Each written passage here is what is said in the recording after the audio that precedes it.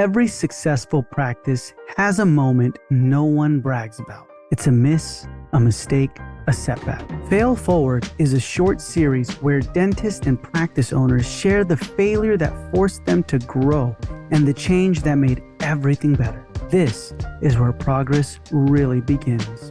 Hi, I'm Allison Norris, founder and CEO of the Dentele Group. We are the leading non-clinical recruiting agency in dentistry, but I didn't start here. For years, I was a dental hygienist with an associate's degree, the tooth polisher, they would call me, the cleaning lady. That's the box that they put me in. Clock in, clock out, don't ask questions, stay in your lane.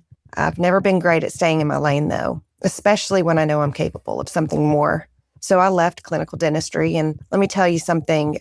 Anyone who casually says, just bet on yourself, probably hasn't actually done it. I walked away from a stable 9-to-5 with no master plan, no safety net. I just knew that I couldn't stay where I was.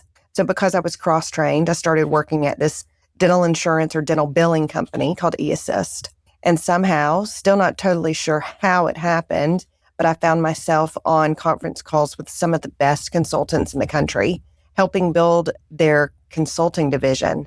I remember thinking, how did I get here? But I wasn't fulfilled.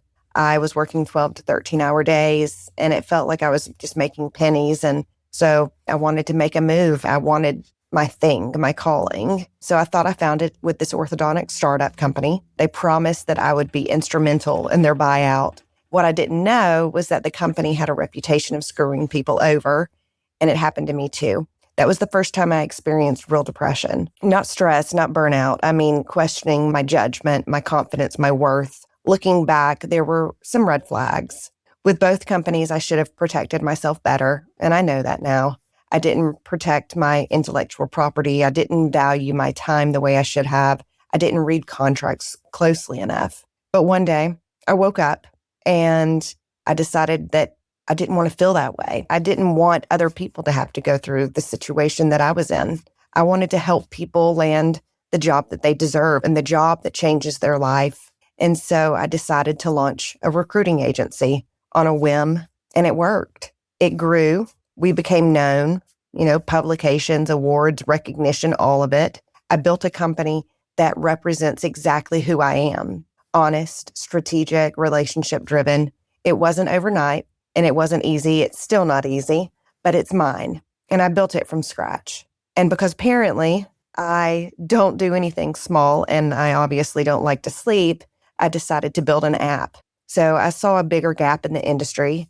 Hiring is broken, and I wanted to fix hiring at scale. The systems are outdated. The data is fragmented. The experience is completely inconsistent, and I wanted to fix it. So I built a tech startup. And I had co-founders, and then I lost the co-founders. I also had some investors, and I lost them when my first co-founder walked away. I lost a year building something that truly would have changed hiring in our industry. And the people I trusted disappeared when I needed them the most. That failure, it was super brutal. But if I'm being completely honest with you, my biggest failure wasn't the startup collapsing. It was believing that grit alone could carry me through anything. I thought that if I worked hard enough, stayed loyal enough, believed enough, it would all work out, and it didn't. So I shifted. I shifted my mindset. I started trusting my instincts. If something feels off now, I listen. I value my time differently. I protect my ideas. I read the fine print. And yes, my circle got smaller, way smaller. When you start becoming known in this industry, people want proximity. They want to stand next to you or be next to you. They want to take the selfie, be in the same room. But not everyone clapping for you is for you. Some will praise you publicly and then criticize you privately. So I stopped trying to be shiny. I stopped trying to, be known. You won't see me at every conference pretending everyone is my best friend. You won't see perfection.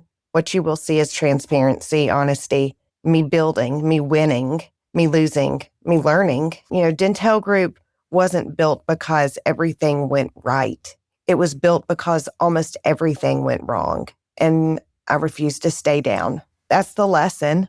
Not that you won't fail, because you will. Not that it won't hurt, because it does. But if you're building for the right reasons, and if your mission is bigger than your ego, you keep standing up. You keep going, you get smarter, you get sharper, you get stronger, and eventually you build something that no one can take from you. Before you move on, write down your own fail forward moment, the one that changed how you think, lead, or decide today. And if you're willing, share it inside our Facebook group, the Dental Marketer Society Facebook group. There's going to be a link in the show notes below. And your story might be exactly what someone else needs to hear.